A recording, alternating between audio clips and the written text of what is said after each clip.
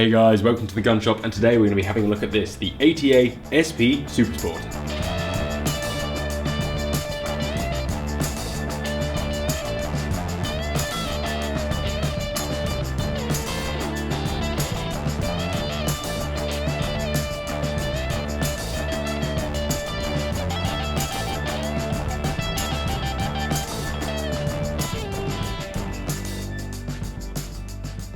So obviously it comes in the standard cardboard box with chokes and such in it. Not particularly exciting at the best of times. So the Supersport is based around a standard SP action. For those of you who haven't seen the ATA SP videos, go and check them out because, well, I don't want to go right through this gun once again, but it's worth going and have a look because it'll talk about internals and a little bit more about the mechanics. Let's talk about the individual features of this gun then. What you have is you have the standard pad they put on all of them, sort of like a Pacmire decelerator with that hard top, really nice pad. This particular version has an adjustable comb, and as we're going to say, I don't think I'd buy the non-adjustable version. It's an extra £100 for the adjustable, and that actually seems to make a lot of sense. If you go down to the basic, the non-Super Sport, I think it's only about £80 for the adjustable, so it's as to whether you decide you want to buy a Super Sport or just go for standard SP, but that's for you to decide. The grip is the standard grip on the Super Sport. It is on the other SPs. What I would have kind of liked to see here, given this gun is a significant amount more, this gun being $899 with an adjustable and $799 without an adjustable, that makes it, what, 230 quid more than a standard adjustable comb. 220 quid more than a standard adjustable comb, which is a significant sum of money. It would have been nice to see a palm swell. Anyway, moving on. What do you get when you pay that extra money?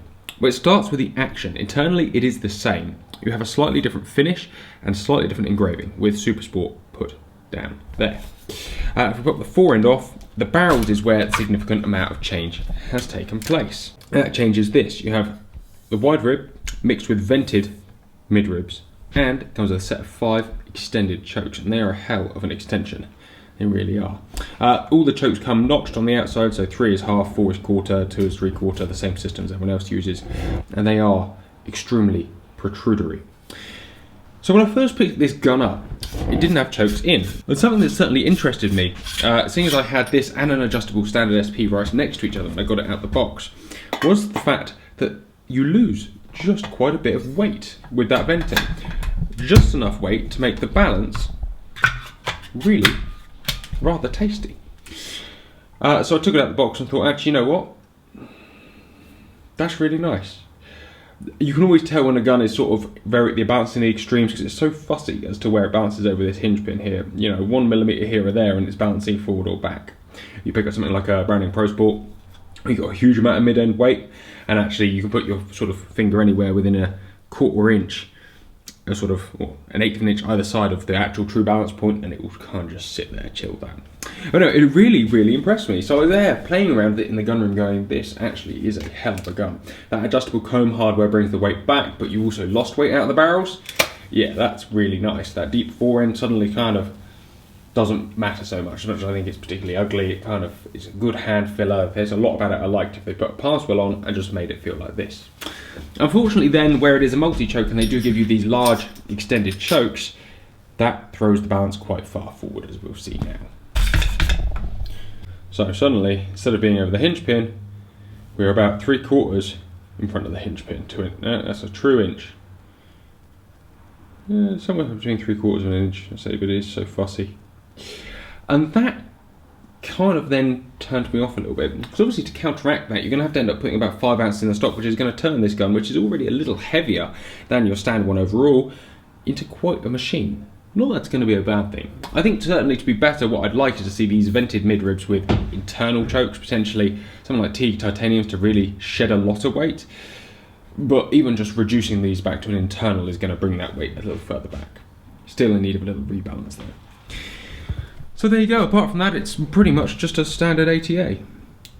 But I think with those vented barrels, it's certainly going to be a better build project. If you're going to get a gun and have it balanced and have it fitted and take the internal chokes out and don't mind spending a little bit, sort of customizing that gun for you, this could be a better option, would be a better option than a standard based on that alone. However, it's very much going to be down to you whether you think it's worth that extra couple of £100. Obviously, as standard, it's just a couple £100 extra for the Supersport over the standard. And if you want external chokes and you want all that, and don't mind sticking the extra sort of 5-6 ounces in the back, and turning this into a, well, over £8 clay smasher, then power to you, because actually that would make a lot of sense. But it does handle well, certainly without these in.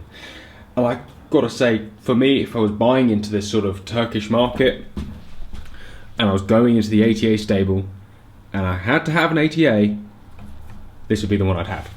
Guys, thank you very much for watching. Take care, goodbye, and we'll see you next time.